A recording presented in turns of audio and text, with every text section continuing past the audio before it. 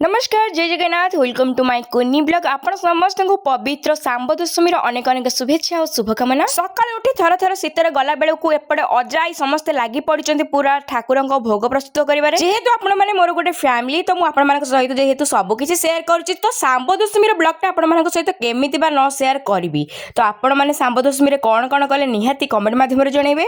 हस खुशी माहौल रे पूरा आम भोजी चलता ता सहित आम झुमी चलू। आजिकल समय जमी है एकाठी हो रोसई करवा एकाठी हो खाଇବା पूरा रेयर हो सारानी किंतु मु प्राउड फील करे जेहेतु मो अजाहर जॉइंट फैमिली आ मो फैमिली भी जॉइंट फैमिली तो सब बेला आम एकाठी रोसई करूँ एकाठी पूरा मजा मस्ती करूँ।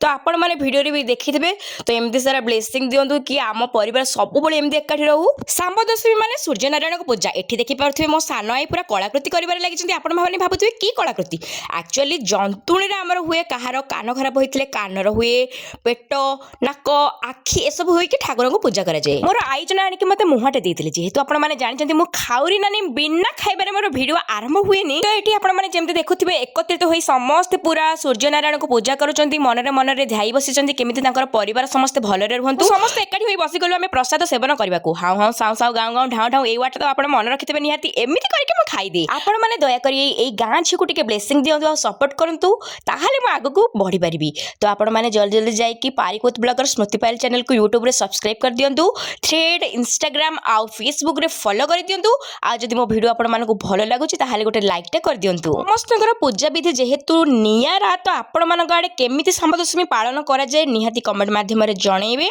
Bye bye.